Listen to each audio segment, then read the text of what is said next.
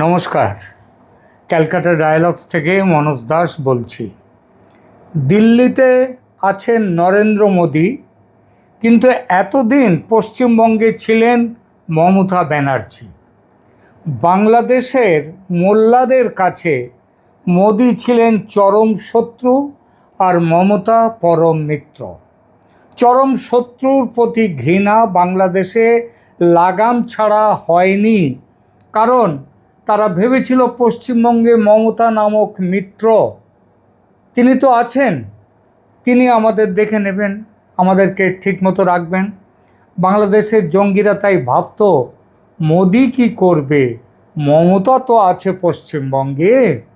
কিন্তু কদিন আগে ভোটের ফলে সব একেবারে ওলটপালট হয়ে গেছে। মমতা বিদায় নিয়েছেন, এসেছেন শুভেন্দু অধিকারী, রাজ্যের ক্ষমতায় এসেছে বিজেপির সরকার। আর এতেই একেবারে তেলে বেগুনে জ্বলে উঠেছে বাংলাদেশের জঙ্গিরা। একটু নরম করে বললে বলা যায় জঙ্গি না বলে বলা যায় মৌলবাদীরা। কারা এই মৌলবাদী?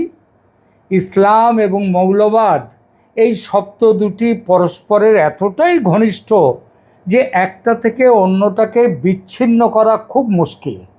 বিশেষ করে বাংলাদেশের মতো উগ্র ধর্মবাদী দেশে। তার মানে এই নয় যে মুসলমানদের সবাই উগ্রবাদী, সবাই মোল্লা, তা নয়, নিশ্চিতভাবেই সেটা নয়।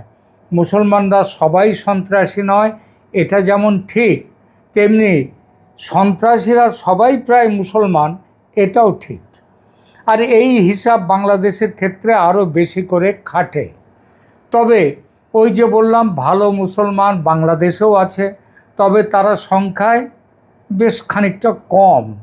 সেখানে প্রাধান্য ওই জঙ্গি মৌলবাদী মুসলমানদের, যারা ভারতের বিরোধিতা করে অন্য কোনো কারণে নয়, ভারত হিন্দুদের দেশ বলে, সেই কারণেই বিরোধিতা। আর তাদের এই সংখ্যাটা কিন্তু ক্রমশই ফুলে ফেঁপে উঠছে সরকারি মদতে। শেখ হাসিনার দল আওয়ামী লীগের ভারতে পরিচয় ধর্মনিরপেক্ষ দল হিসেবে, যার জন্যে শেখ হাসিনার দল আওয়ামী লীগকে ভারতের মানুষ সাধারণভাবে পছন্দ করে। বাংলাদেশের হিন্দু জনগণ, তাদেরও সমর্থন রয়েছে আওয়ামী লীগের পেছনে, এই কারণেই যে তাদের মধ্যে ওই মোল্লাতন্ত্রটা অনেকটাই কম। এই বিশ্বাস একদিনে গড়ে ওঠে না, একদিনে গড়ে ওঠেওনি। দীর্ঘ অভিজ্ঞতায় বাংলাদেশের হিন্দু সম্প্রদায়ের সমর্থন আওয়ামী লীগের দিকে এসেছে এই কারণেই। সব ঠিক, কিন্তু এটাও ঠিক যে শেখ হাসিনার আমলেও ধর্মের কারণে হিন্দুদের অনেক অত্যাচার সহ্য করতে হয়েছে, যেটা এখনও হচ্ছে। মৌলবাদ তার ডালপালা বিস্তার করেছে শেখ হাসিনার আমলেও। কিন্তু হাসিনার পতনের পর প্রথমে মোহাম্মদ ইউনূসের অন্তর্বর্তী সরকারের শাসনের আমলে হিন্দুদের ওপর অত্যাচার এবং ভারত বিরোধিতার মাত্রা প্রবল বেড়ে যায়, প্রবলভাবে। তারেক রহমানের সরকার আসার পর ভাবা গিয়েছিল ভারত বিরোধিতাটা কমবে, হিন্দু বিরোধিতাও কমবে। তা তো কমেইনি, বরং পশ্চিমবঙ্গে মমতার পতনের পর যেভাবে জ্বলে উঠেছে মৌলবাদীরা, তাতে বোঝা যায় পশ্চিমবঙ্গের এই পরাজয় তারা মেনে নিতে পারছে না। পশ্চিমবঙ্গের মানুষ, পশ্চিমবঙ্গের মুসলমান মেনে নিয়েছে, কিন্তু দেখবেন পশ্চিমবঙ্গের মুসলমানরা মমতার হয়ে বিরাট মিটিং মিছিল কিংবা করেনি বা প্রতিবাদে ফেটে পড়েনি, কিন্তু বাংলাদেশে পড়ছে। এই মৌলবাদীদের দলে জামাত, এনসিপি আর সেই গোত্রের দলের সঙ্গে আছে তারেক রহমানের বিএনপি সরকার। কয়েকদিন আগে বাংলাদেশ সংসদে এক সাংসদ তিনি বললেন যে বাংলাদেশে নাকি ভারত থেকে শরণার্থীদের চাপ আসবে। শরণার্থী কাকে বলে? যারা এক দেশে অত্যাচারিত হয়ে অন্য দেশে গিয়ে আশ্রয় নেয়, সেই দেশে তাদেরকে বলা হয় শরণার্থী। তা বাংলাদেশের কোন শরণার্থীরা যাবে ভারত থেকে? না, ভারত বলছে যারা বাংলাদেশ থেকে অবৈধভাবে এসে ভারতে বসে আছে তারা আবার ফিরে যাবে তাদের নিজেদের দেশে, সেটা কি করে শরণার্থী হয়? কিন্তু এটা নিয়েই বাংলাদেশে এখন তুলকালাম কাণ্ড চলছে। বাংলাদেশের মিডিয়াগুলো খুঁজুন, তারা সেখানে বলে যাচ্ছে কি নাকি পশ্চিমবঙ্গে 91 লক্ষ মুসলমানের নাম বাদ গেছে। কোন মুসলমান? যারা বাংলাদেশ থেকে গেছে সেটা বলছে না, বলছে মুসলমানের নাম বাদ গেছে। এত মিথ্যে কথা প্রচার একটা মিডিয়া কি করে করে সেটা অবাক হয়ে যায়। আরে বাংলাদেশে পশ্চিমবঙ্গে 91 লক্ষের নাম বাদ গেছে, আর মানে তামিলনাড়ুতে পশ্চিমবঙ্গের থেকে ছোট রাজ্য, তাদের ভোটার সংখ্যা কম, সেখানে 97 লক্ষ মানুষের নাম বাদ গেছে। আর কাদের নাম বাদ গেছে? শুধু যে মুসলমানরা এখানে এসে রয়েছে তাদের নাম কেটে বাদ গেছে? না, যারা মারা গেছে গত 25 বছর ধরে, প্রায় 25 বছর ধরে পশ্চিমবঙ্গে যারা মারা গেছে তাদের অনেকের নামই ওঠেনি বা ভোটার লিস্ট থেকে বাদ যায়নি, তাদের নাম বাদ গেছে। যাদের নাম 2 জায়গায় 3 জায়গায় রয়েছে তাদের নাম বাদ গেছে। আর কিছু গেছে, এছাড়া অন্যান্য জিনিসও রয়েছে, আর কিছু গেছে কাদের? যারা বাংলাদেশ থেকে অবৈধভাবে এখানে এসে বসতি স্থাপন করেছে তাদের নাম বাদ গেছে। তাদের নাম, তাদের সংখ্যা তো 91 লক্ষ নয়। কিন্তু বাংলাদেশে খুঁজে দেখুন, বাংলাদেশের মিডিয়া পর্যন্ত এইটা নিয়ে বলছে 91 লক্ষ মুসলমানের নাম বাদ গেছে। এত মিথ্যে কথা বলতে পারে এ কল্পনা করা যায় না। আর এইটার জন্যে, এইটা নিয়ে বাংলাদেশে এই মুহূর্তে ভারত ও হিন্দুদের বিরুদ্ধে প্রচার ঠিক কোন মাত্রায় যে চলছে সেটা দেখার জন্য দুটো ছোট্ট ভিডিও ক্লিপ এখানে রাখছি। প্রথমে এই ক্লিপে আছেন যিনি বলছেন, তিনি হচ্ছেন আব্বাসী হুজুর। স্বপ্ন যেটা ইহুদিরা দেখতেছে শুনুন, এটা কোনোদিন বাস্তবায়ন হবে না। আর ভারতের হিন্দুরা, উগ্রবাদী হিন্দু যারা, বুঝলেন, আরএসএস, হ্যাঁ, আরএসএস এর পলিটিক্যাল শাখা হচ্ছে বিজেপি, ভারতীয় জনতা পার্টি। এদের স্বপ্ন হচ্ছে মহাভারত করবে, নওয়াজবিল্লাহ, অর্থাৎ পাকিস্তান, শ্রীলঙ্কা, বাংলাদেশ, নেপাল, ভুটান সব নিয়ে মহাভারত করার স্বপ্ন দেখতেছে এরা, নওয়াজবিল্লাহ। রামরাজ্য বলে, রামরাজ্য। কিয়ামত তক চেষ্টা করেও ইহুদিদের মতো হিন্দুদেরও হিন্দুত্ববাদ প্রতিষ্ঠিত সম্ভব হবে না।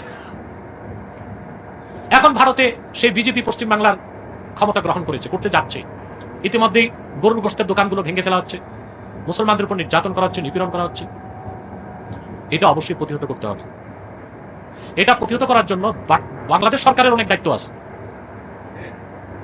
অনেক দায়িত্ব আছে। ভারতকে হুমকি দেওয়া হোক যে তাদের। শুনলেন বক্তব্য? এই হুজুর এনায়েতুল্লাহ আব্বাসী, ইনি ব্রিটেন এনাকে বহিষ্কার করেছিল উগ্র মৌলবাদী কাজকর্মের অভিযোগে, জনমনে ধর্মীয় হিংসা ছড়ানোর অভিযোগে। সেটা ছিল 2023 সাল। তিনি বাংলাদেশে ফিরে এসেও একইভাবে সাম্প্রদায়িক ঘৃণা ছড়াতে থাকেন। কিন্তু বাংলাদেশের তখনকার শেখ হাসিনা সরকার তাকে কিছুই করেনি, ছেড়ে দিয়েছিল, ছাড় দিয়ে রেখেছিল। তাকে বাংলাদেশে জেলে ঢোকানো উচিত ছিল, সেটা করেনি শেখ হাসিনার সরকার। এবার শুনুন আর এক হুজুরের ভাষণ। এনার নাম মামুনুল হক। ইনি খিলাফতে ইসলামী ও হেফাজতে ইসলামের তিনি কর্ণধার। শুনুন তিনি কি বলছেন। ভারতের মুসলমান সমাজ, বাংলার মুসলমানরা তোমাদের সঙ্গে আছে। ভারত জুড়ে তোমরা নরেন্দ্র মোদীর বিরুদ্ধে দুর্বার আন্দোলন করে তোলো।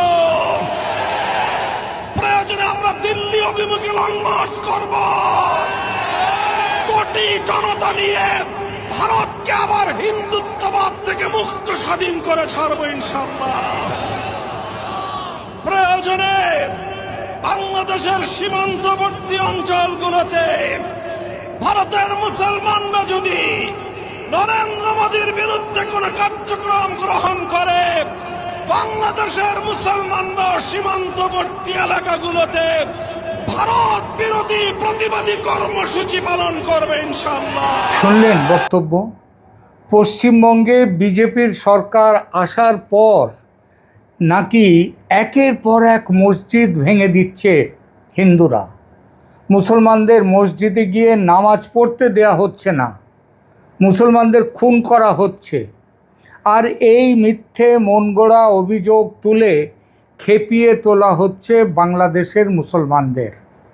আমার কাছে আরও ভিডিও আছে, সেখানে বলা হচ্ছে বাংলাদেশের মুসলিমরা তাদের ভিডিও ছড়াচ্ছে, তারা সেখানে বলছে আমরাও এবার এখানে হিন্দুদের মারব, আমরাও এখানে হিন্দুদের মারব, আমরাও হিন্দুর মেয়েদেরকে নিয়ে যাব। অথচ পশ্চিমবঙ্গে ভারতে মুসলিমদেরকে হত্যা করা হচ্ছে। হত্যায় হিন্দুও হতে পারে, মুসলিমও হতে পারে, কিন্তু সেটা ধর্মের ভিত্তিতে নয়, অন্য অনেক কারণেই হতে পারে। কিন্তু বলছে এখানে আমরা এবার হিন্দুদের মারব, বাংলাদেশে বলছে হিন্দু মেয়েদের নিয়ে যাবে। এ ব্যাপারে তো তাদের একটা রেকর্ড, ভীষণ খুব বড় রেকর্ড আছে। তো এর পরিণামে এই যেসব কথা বলছে, হিন্দুদের বাংলাদেশের মুসলমানদের খেপিয়ে তোলা হচ্ছে, সেই সব ভিডিও ছড়ানো হচ্ছে, এর পরিণামে কিন্তু ভারতের মুসলমানরা কিছু করবে না, এটা বলাই যায়।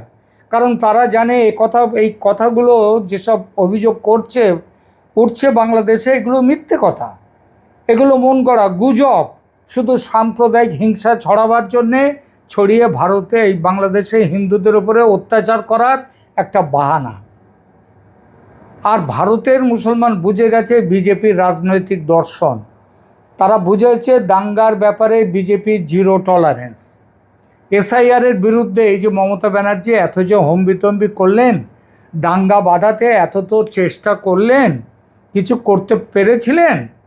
370 ধারা উঠে গেছে, 370 ধারা হটে গেছে, 3 তালাক বাতিল হয়েছে ভারতে, ওয়াকফ আইন চালু হয়েছে। আটকাতে পেরেছেন মমতা ব্যানার্জি কিংবা যারা গলা ফাটিয়েছিলেন এর বিরুদ্ধে তারা? দেখুন, এবার আসছে ইউনিফর্ম সিভিল কোড, এনআরসি, অবৈধ বাংলাদেশিদের আবার পুশব্যাক করে বাংলাদেশে ফেরত পাঠানো, আর সব করবে ভারতের সরকার, জেনে রেখে দিন। আর এসবের ফলে কি হয়েছে? এসবের ফলে চুলকানি খুব বেড়ে গেছে বাংলাদেশের মোল্লাতন্ত্রের। এই যে অবৈধ বাংলাদেশিদের ফেরত পাঠানোর কথায় ভারতে তার কোনো প্রতিবাদ হচ্ছে না। ভারতের মুসলিমরাও তারাও বলছে, কোথাও দেখেছেন ভারতের কোথাও একটা প্রতিবাদ করেছে মুসলমানরা যে অবৈধ বাংলাদেশি যারা ভারতে এসে রয়েছে তাদের ফেরত দেওয়া চলবে না বলে কোথাও হয়েছে কোনো কথা? হয়নি। কারণ হাত পা তো প্রচুর ছুটছে বাংলাদেশে বসে যারা হাত পা ছুটছে তাদের কথায় ভারতের মুসলমানরা কান দিচ্ছে না। ইতিহাস বলে ভারতে ইসলাম আক্রান্ত এই মিথ্যে ধুয়ো তুলে বাংলাদেশ বা তার আগেকার অবতার পূর্ব পাকিস্তানে হিন্দুদের তাড়ানো হয়েছে দেশ থেকে, হিন্দু মন্দির পাইকারি হারে ভাঙা হয়েছে, তাদের ঘরের মেয়ে বউদের ওপর অত্যাচার হয়েছে, জোর করে ধর্মান্তরকরণ করা হয়েছে, হয় ধর্ম পাল্টাও তাহলে এদেশে থাকবে, নইলে এদেশ থেকে ভাগো। অথচ ইতিহাসে এমন কোনো একটা উদাহরণ নেই যে অত্যাচারিত হয়ে ভারত থেকে কোনো মুসলমান পাকিস্তান বা বাংলাদেশে গেছে, একটা নেই। তা যদি যেত তাহলে ভারতে মুসলমানদের সংখ্যা বেড়ে ডবল হতো না, দেশভাগের সময় যা ছিল তার ডবল হয়ে গেছে। ভারতের মুসলমানরা এখন জানে তাদের সম্পত্তি হিন্দু দখল করবে না, কারণ এখানে আইনের শাসন, তাদের মেয়েদের ওপর অত্যাচার হবে না, এটাও এখানকার আইনের শাসন। আর কোনো মসজিদ হিন্দুরা কখনো ভাঙবে না।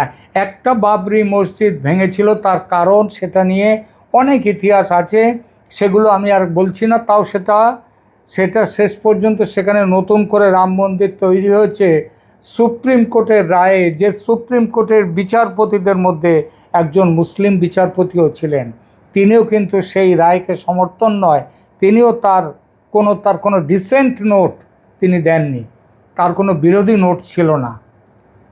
কংগ্রেস আমলে তার এটাই জানে যে এখানকার মুসলমানদের কোনো মসজিদ কোনো কিছুই হয়নি, কোনো আঘাত আসবে না। কিন্তু কি আসবে? জনজীবনকে অশান্ত করা চলবে না, এখানে বলেছে। এখন আপনারা দেখবেন যে পশ্চিমবাংলাতেও মাইকে, মসজিদের আজানের যে মাইক, সে আজানের মাইক বলতে হয়নি, মুসলমানরা নিজেই সেটাকে লো ভলিউমে করে দিয়েছে।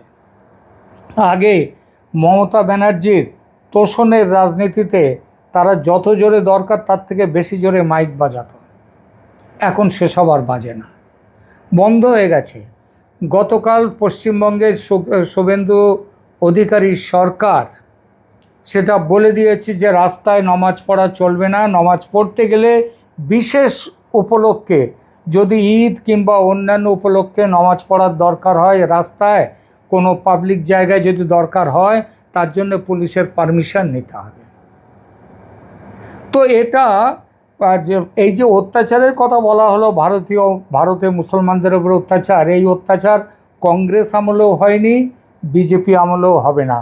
কিন্তু ভোট ব্যাংকের লোভে কংগ্রেস যে তোষণের পরম্পরা চালিয়ে গিয়েছিল, বিজেপির আমলে সেটা চলবে না। আর ভারতের মানুষ তথা পশ্চিমবঙ্গের মানুষ, এরাও কিন্তু এখন সেই আগের মতো যে মেরেছ কলসির কানা তাই বলে কি প্রেম দেব না, এই লাইনে আর নেই। তারা মনে করেছে, মহাত্মা গান্ধী বলেছিলেন, যদি কেউ এসে তোমার এক গালে চড় মারে তাহলে আর একটা গাল এগিয়ে দিও। সেই রাজনীতিও বিজেপি করে না। মহাত্মা গান্ধী বলেছিলেন যে যদি তোমার মেয়ে বউদের ওপরে কেউ অত্যাচার করতে আসে জোর করে, যদি তাদের অত্যাচার করে, তো তোমরা তাকে মেরো না, মানে যে অত্যাচার করতে এসছে তাকে মেরো না, বরং শান্তি বজায় রেখে সে যাতে ভালোভাবে অত্যাচার করতে পারে তোমার ঘরের মেয়ে বউদের, সেই ব্যবস্থা করো। এটা অন্য কারোর কথা নয়, এটা বলে গিয়েছিলেন মহাত্মা গান্ধীজি। বিজেপি হিংসা চায় না, কিন্তু যদি কেউ হিংসা করে তার উত্তরে অহিংসার মন্ত্র আওড়াবে না। বাংলাদেশি মোল্লাতন্ত্র খুব চেষ্টা করছে ভারতে গণ্ডগোল পাকাবার জন্যে, খুব চুলকানি যে হয়েছে তাদের সেটা বোঝা যাচ্ছে। তারেক সরকার, যা কিনা বকলমে জামাতি সরকার, সে কিন্তু এই মোল্লাতন্ত্রকে মদদ দিয়ে যাচ্ছে, প্রশ্রয় দিচ্ছে। কিন্তু সেই যে কথা আছে না, মোল্লার দৌড় মসজিদ পর্যন্ত, সেটাই হবে, সেটাই করতে পারবে। তার বেশি দৌড়তে গেলে চুলকানি থামাবার যে ওষুধ সেটা মজুদ রেখেছে ভারত। সুতরাং সাবধান। ধন্যবাদ।